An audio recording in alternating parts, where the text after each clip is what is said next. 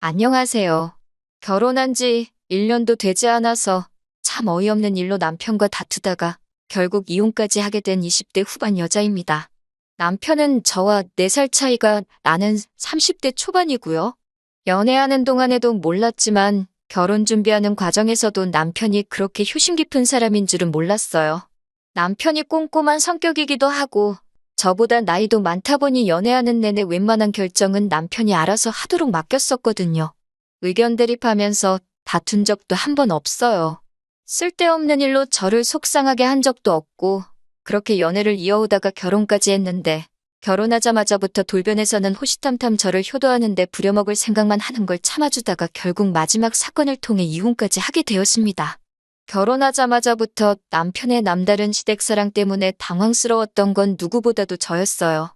차라리 결혼하기 전부터 시가족들이 제일 먼저다 하는 모습을 보여줬다면 이렇게 놀라지도 않았을 테고 애초에 결혼하는 것도 다시 생각해봤을 것 같네요. 신혼여행지에서부터 보여준 모습이 적잖이 실망스러웠습니다. 처음부터는 저도 그렇게 화가 나지는 않았어요. 처음에 호텔방에 짐 풀면서 저는 가장 먼저 방 안에서 보이는 이국적인 풍경이 너무 아름답다고 했거든요. 남편도 비슷한 반응이기는 했는데 우리 엄마도 같이 오셨으면 좋았겠다 하는 거예요. 그게 잘못된 말은 아니에요. 당연히 그렇게 생각할 수 있고 그 말을 들었을 때는 그렇게 서운하지도 않았습니다. 저도 남편 말에 그렇다고 동의를 해줬고 친정 부모님도 오셨으면 좋았겠다 싶기도 했거든요. 당연히 좋은데 왔으면 부모님 생각이 날 수도 있는 법이죠. 그런데 그 정도가 너무 지나치더라고요. 밥을 먹으러 나가도 구경을 하러 나가도 말끝마다 우리 엄마도 이런 거 좀 드셔보고 보러 다니셨으면 좋았네 어쩌네 하면서 정말 신혼여행 다니는 내내 엄마 찾으면서 같이 왔으면 좋겠다는 말을 내내 하고 다닌 거예요. 처음에는 그래 맞장구 쳐주다가도 다른 것도 아니고 신혼여행으로 온 여행지에서 그런 말만 계속하면서 초치고 있는 남편이 점점 짜증이 나기 시작했어요. 잠깐 쇼핑을 하러 가면 신혼집에 소품으로 쓸만한 기념품을 고르고 있는데도 남편은 이것 집었다가 저것 집었다가 하면서 우리 엄마 이런 거 사다 주면 좋아하실 텐데 이러고 있었다니까요. 신혼여행지에서 빈손으로 돌아갈 것도 아니고 양가 부모님 선물은 신혼여행 마지막 날에 아울렛에 가서 쇼핑하는 일정이 있었기에 그때 살 거라고 말을 해줘도 저랑 같이 물건을 볼 생각은 눈꼽만치도 없어 보였습니다. 그저 어머님 취향 찾는 데에만 혈안이 되어 있었어요. 솔직히 그런 모습 보니까 신혼여행지에서부터 이거 결혼 완전 잘못한 거 아닌가 싶었어요. 결혼을 한 게 아니라 어머님 품에서 아들 뺏어온 건가 싶었습니다. 그런데 정말로 신혼여행 후에는 남편한테 확실히 한마디 해야겠다는 생각이 들 정도로 큰일이 생겼어요. 예정대로 양가 부모님께 드릴 선물을 사러 아울렛에 왔습니다. 한국이랑 다르게 명품들이 그냥 일반 매대에 덩그러니 걸려있더라고요. 도난방지택이 달려있기는 했는데 그래도 명품인데 흠집나는 게 걱정되지도 않나 싶을 정도로 마구잡이로 진열을 해놨더라고요. 아무튼 예산 안에서 최대한 좋은 선물, 그러니까 너무 싸지도 않고 퀄리티도 괜찮은 물건 건지려고 여기저기 돌아다니면서 정말 열심히 쇼핑을 하고 있었습니다. 그런데 남편이 저보고 잠깐 와보라면서 이거 우리 엄마 사주면 어떠냐며 시어머니 드릴 물건이라고 보여주더라고요. 어이가 없는 게 아울렛인데도 불구하고 가격이 400만 원이 넘는 가방이었습니다. 자기가 이것저것 다 들춰본 결과 이것보다 비싼 것은 없었다고 하는 거예요. 남편한테 우리 예산이 지금 얼마인지나 알기나 하냐고 이거 어머님 사드리면 친정부모님은 물론 아버님 선물도 아무것도 못 산다고 말해줬어요. 그러니 남편이 하는 말이 우리 아버지 선물은 열쇠고리 같은 기념품이면 된다고 하면서 대수롭지 않게 넘겨버리는 거 아니겠어요? 친정부모님 거도 포함된 예산이라고 말하지 않았느냐고 하니 친정부모님 걸 왜 사냐는 듯한 반응을 보이더라고요. 결혼할 때 우리 집에서 돈을 더 많이 했으니 당연히 장인장모님은 포기를 하시는 게 맞다는 식으로 말을 하더라고요. 남편의 그 한마디 덕분에 첫 부부싸움을 신혼여행지에서 하게 되었어요. 사실 남편 계산법도 웃긴 게 당장 결혼할 땐 남편과 시부모님이 해온 게 1억입니다. 전세금 맞춘다고 저와 친정에서 3천을 했고요. 남편은 전세금만 계산을 하고 저런 소리를 하는 거였어요. 당연히 저희 쪽에서 혼수로 2,500을 했고 결혼 후에 타고 다닐 자동차 한 대 해주셨습니다. 그것만 합쳐도 이미 남편 쪽과 금액이 똑같아졌어요. 거기에 리모델링 한다고 2천만 원 정도를 더 지출했고 손 부끄럽다고 천정어머니께서 예단으로 이미 괜찮은 가방 하나 보내드렸어요. 하나하나 콕콕 집어서 남편한테 다시 설명해줬어요. 계산이 이런데도 아직 그딴 소리가 나오냐 싶었는데 남편은 어이가 없게도 자동차는 우리가 둘 다 타고 다닐 거니까 계산을 하면 안 된다는 말도 안 되는 헛소리를 하는 겁니다. 그럼 집에서는 우리 둘 다 같이 사는 거 아니냐고, 그러면 집도 계산하면 안 되는 거 아니냐고 했더니 문은리로 집이랑 차가 같냐고 하면서 성질을 팍 내더라고요. 결국 본전도 못 찾고 선물은 제가 양가 어르신들께서 오래오래 잘 쓰실 만한 걸로 하나씩 골라 같은 금액대에 선물을 해드렸습니다. 아무튼 신혼여행지에서 이런 일이 있다 보니 저도 걱정이 되더라고요. 돌아오는 비행기에서도 고민을 많이 했어요. 아니나 다를까 귀국을 해서도 난리를 치더라고요. 신혼여행에서 돌아온 게 토요일 저녁이었습니다. 선물 살 때는 자기가 고른 거 안 사고 싸구려를 샀다면서 그렇게 싫어하더니 다음날 아침이 되니까 빨리 시댁에 가자고 하는 거예요. 아직 여독도 안 풀린 상태고 저나 남편이나 곧바로 다음날 출근을 해야 했었거든요. 양가 부모님께는 이미 전날에 도착했다고 잘 다녀왔다고 말씀드리고 그 다음 주쯤에 인사드리러 찾아뵙겠다고 미리 연락을 드린 상황이었는데도 선물을 빨리 드리고 싶다면서 시댁만이라도 먼저 다녀오자고 우기는 거예요. 그때 남편하고는 확실하게 단판을 짓지 않으면 안 되겠다는 생각이 들었어요. 오직 시댁, 특히 시어머니만을 위한 저 억지를 있는 대로 받아줬다가는 분명히 엄청난 부메랑이 돼서 저한테 돌아올 것을 알고 있었기 때문입니다. 한시바삐 시댁에 가자는 남편을 불러서는 조곤조곤히 이야기를 했어요. 아직 우리 혼인신고도 올리지 않았다. 당신을 위해 시댁을 가주는 거 어렵지 않지만 여행지에서 보였던 모습과 지금 이 모습을 보니 지금 당장 혼인신고를 올리면 안 된다는 생각밖에 들지 않는다고. 그래도 기어이 시댁에 가야겠다면 말리지 않겠다고 대신 혼자 다녀오라고 했습니다. 그래도 눈치는 있는 건지 제가 심기가 많이 불편하다는 걸 깨달은 남편은 시댁에 가자고 더 조르지는 않더라고요. 그 뒤로부터 드디어 남편이 제 눈치를 보기 시작했어요. 그래서 저도 일단은 혼인신고는 좀 더 같이 살아보고 지켜본 뒤에 해야겠다는 생각이 들었습니다. 그나마 다행인 건 남편이 그런 게 어딨냐고 좀 투덜거리기는 했지만 제 의사를 존중해줬다는 거예요. 막상 약속드린 대로 그 다음 주에 시부모님을 찾아뵈었는데 선물 보고도 크게 별다른 말씀도 없으셨고 피곤할 텐데 억지로 시간 보낼 필요 없다면서 얼른 집에 들어가라고 하실 정도로 싱겁게 끝이 났었습니다. 그래도 그때부터 남편이 제 눈치를 보기 시작한 건지 아니면 언제 또 시작하려고 간을 보기 위한 건지는 모르겠지만 한동안 잠잠했어요. 덕분에 아무런 의견 충돌이 없으니 남편은 어떻게 생각했는지 모르지만 저는 정말 그제서야 신혼 분위기가 나는 것 같고 집에서 같이 밥만 먹어도 행복했어요. 그런데 시간이 차츰 지나다 보니 남편도 하루빨리 효도가 하고 싶어서 몸이 달았었나 봐요. 제가 사실 결혼하기 전부터 동생하고 같이 모으고 있던 돈이 있었습니다. 그렇게 둘이 모아서 부모님 해외여행을 보내드릴 계획이 있었거든요. 그게 적금이 만기가 돼서 그 돈이 잠깐 제 통장에 들어오게 되었어요. 아직 여행 비용을 모으기에는 조금 모자란 감이 있어서 적금을 한 번 더 들어야 하는 상황이었습니다. 그 목돈을 제가 관리하는 방법도 있었지만 아무래도 결혼을 했다 보니 따로 목적 자금을 위해 돈을 관리하기 조금 그런 부분이 있어서 동생한테 바로 그 돈을 송금해줬어요. 그런데 남편이 그 사실을 알게 된 겁니다. 그 돈이 무슨 돈인진 몰랐지만 한 번에 큰 돈이 동생 통장으로 넘어가니 남편도 그게 궁금해서 물어보지 않을 수가 없던 거예요. 남편에게는 친정부모님 여행 때문에 결혼하기 전부터 모으던 돈이라는 설명을 해줬습니다. 그러자 남편은 우리 엄마는 해외는커녕 그 흔한 제주도도 한번 가보신 적 없다면서 자기도 시부모님 여행을 보내드리고 싶다는 거예요. 저야 결혼하기 전부터 몇 년 동안 모은 돈이니 그럼 지금부터라도 용돈에서 일부 빼가지고 모으라고 했습니다. 그랬더니 또 그게 불공평하다는 겁니다. 자기 용돈에서 얼마를 뺀다고 두 분 여행 보내드릴 돈이 모이겠냐고요? 그렇게는 억울해서 못하겠다면서 제가 저희 부모님 여행을 보내드릴 거면 자기도 자기 비상금을 열어서 부모님 제주도 관광이라도 시켜드려야겠다는 겁니다. 여행을 보내드린다는 말보다 결혼한 지 얼마나 됐다고 벌써부터 딴 통장 만들어서 비상금을 굴리고 있는지 어이가 없었어요.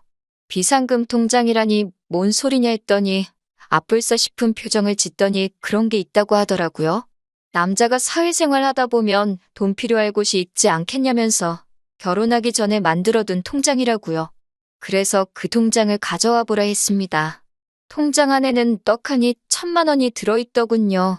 결혼할 때 솔직히 남편이 모아둔 돈이 많았던 것도 아니고 그렇게 넉넉하게 가져온 편이 아닌데다가 솔직히 저희 쪽에서 결혼할 때 조금 더 한 느낌이었는데 애초에 1,000만 원을 꽁쳐두고 자기가 쓰고 싶은데 쓰려고 했다니 어이가 없었어요. 남편은 임기응변이라고 사실 비상금이 아니라 자기도 결혼하기 전부터 부모님 여행 보내드리려고 모아놓은 돈이라고 말을 바꾸더군요. 상황이 어땠든 저 또한 남편 입장에서 제가 남편 모르게 부모님 여행 보내드릴 목돈을 가지고 있던 걸 보여준 거나 마찬가지였으니 비상금으로 생각하고 있다는 건 확실하지만 길게 더 말하지 않기로 했어요. 차라리 그 돈을 허튼 데 쓰는 것보다 시부모님 여행이나 보내드리면 그 편이 더 낫다고 생각을 했습니다. 남편은 또 제 기분 풀어준답시고 해외여행 가봐야 피자 한 쪽만 드셔도 김치를 찾으시는 분들인데 뭐가 재미있겠냐고 그 돈으로 국내 여행을 보내드리겠다 하면서 기분으로 저도 같이 데려가 준다고 하는 겁니다. 진짜 듣기에도 딱 싫었어요. 시부모님 껴서 같이 여행이라니. 남편도 사실 제가 그 여행에까지 따라갈 거라고 생각은 못했을 겁니다. 하지만 제가 그 여행에 안 따라갈 수가 없었지요. 남편이 해외여행이라 말한 걸 국내 여행으로 바꿨다는 건 그만큼 여행 경비를 아끼겠다는 말이나 마찬가지잖아요. 그렇게 되면 남편은 분명히 1,000만 원이라는 비상금이 많이 남게 될 텐데 그 상황에서 남편이 또 그 돈을 은닉해버린다면 그 돈을 가지고 남편이 어디다가 어떻게 쓸지 너무 눈에 선하고 그렇지 않더라도 어디 갔다가 퇴근이라도 말없이 늦게 하거나 하는 날에는 저 혼자 집에서 전전긍긍하면서 남편을 의심하고 있을 거라는 생각이 들었거든요. 그래서 결국 울며 겨자 먹기로 그 여행을 따라가게 되었습니다. 신혼여행 때문에 얼마 남지도 않은 연차를 써서 주말을 끼고 4박 5일 여행을 다녀오기로 했어요. 그리고 여행지에서 벌어진 일 때문에 저는 결국 남편과 이혼을 결심하게 되었습니다. 남편 말대로 시부모님께서 특히 시어머니께서는 결혼 후에 어디 한번 제대로 놀러 가보신 적이 없던 것 같아요. 비행기도 처음 타보신다고 하고 이렇게 나오는 게 처음이라고 하더라고요. 그래서 많이 신이 나 보이셨습니다. 저렇게 좋아하시니 과정이 어떻게 되었든 차라리 잘 되었다 생각하고 저도 따라온 김에 마음 비우고 재미있게 놀다 올 생각이었어요. 그런데 도착하자마자 남편이 저한테 이제 어디로 가냐고 물어보는 겁니다. 알고 보니 남편은 비행기랑 숙소만 예약해놓고 일정은 하나도 알아보지 않았더라고요. 왜 안 했냐니까 그런 건 당연히 제가 알아봐야 하는 거 아니냐고 하는 겁니다. 시부모님이 계시니 크게는 말 못하고 당신 부모님 효도관광을 왜 내가 알아봐야 하냐고 작은 목소리로 따졌어요. 그러니 남편이 그런 건 보통 여자가 알아봐야 한다면서 아무것도 안 알아보고 몸만 따라온 거냐면서 아주 식충이만도 못하다고 하더라고요. 어떻게 몸만 따라올 수 있냐고 하면서 말이죠. 그렇다고 남편이 뾰족한 수가 있어 보이지가 않아서 급한 대로 제가 인터넷에 검색해서 맛집부터 찾아 식사를 먼저 했네요. 그래도 어머님이 기뻐 보이시니 그냥 그런 대로 분위기 맞춰가며 참아보기로 했어요. 어머님도 오랜만에 나오셔서 좋은지 아버님이 아니라 남편을 이리저리 붙들고 다니시면서 여기 좀 봐라, 저기 좀 봐라 하면서 너무 좋아하시더라고요. 그래도 또 며느리라고 제가 어머님 수발 들며 여행지에서 따라다니고 해야 할 줄 알았는데 아들만 저렇게 찾으시니 그 점은 편했습니다. 그런데 점점 그게 너무 지나치다 싶을 정도였어요. 어딜 가다가 사라져서 찾아보면 둘이서 사진 찍느라 신나고 레저 같은 거 하러 갈 때도 둘이서 짝지어서 다니고 누가 보면 아들하고 둘이서 놀러 온 줄 알겠다 싶을 정도로 저나 아버님은 안중에도 없고 둘이서만 신이 난 거예요. 어머님이 처음 여행을 와서 좋아하시는 건 저도 기뻤지만 사실 아들이 부모님 생각에 여행을 보내드리려 돈을 모은 게 아니라 어디 허튼 데 쓰려고 숨겨둔 돈을 알아내 결국 제 덕분에 여행을 오신 거나 마찬가지인데도 어머님은 계속 아들이 최고다. 아들 덕분에 내가 이런 데도 다 와본다 하면서 아들 고마워. 아들 고마워만 연신 외치고 계셨어요. 기분 좋게 계시는 걸 망치고 싶지는 않아서 저도 참고 있었고 사실 저는 여행 다니면서 다음에는 어딜 다녀와야 하나 핸드폰으로 가이드 노릇하느라 그런 거 신경 쓸 겨를도 없었습니다. 첫날 숙소에 와서도 저는 아주 어디 구경해야 되나 알아보고 그러느라 아주 녹초가 되어 있는데 남편은 저한테 고맙다는 말도 없이 어머님하고 야식 먹으러 간다고 나가서는 들어오지도 않더라고요. 결국 첫날에는 잠도 혼자 자야 했습니다. 둘째 날도 똑같이 제가 짜놓은 계획대로 움직이게 되었고 어쨌든 다들 즐거워하는 분위기라 대충 참기로 했는데 점심 식사 마치고 잠깐 숙소로 돌아오니 어머님께서 제게 꺼내신 말이 아주 가관이었네요. 저보고 오늘부터는 어머님하고 제가 서로 방을 바꿔서 자자는 겁니다. 오랜만에 아들하고 자고 싶다고요. 웬만해서는 저처럼 분위기 맞춰주고 힘들어하시던 아버님도 그 말에는 눈이 휘둥그레지셔서는 그게 무슨 말이냐 하더라고요. 어머님은 아무렇지도 않게 방에 침대도 2개인데 오랜만에 아들하고 오붓하게 시간 좀 보내려고 하는데 뭐가 문제냐라는 식으로 나오시더라고요. 그래서 제가 어머님한테 그래도 제가 아버님하고 같은 방에서 자는 건 조금 그렇지 않냐고 했더니 남편이 불편하기는 뭐가 불편하냐고 가족끼리인데 너 지금 무슨 생각을 하고 있냐 하는 겁니다. 그러면서 한다는 말이 저는 친정아버지랑 같은 방 쓰는 것도 불편하냐고 물어보는 거예요.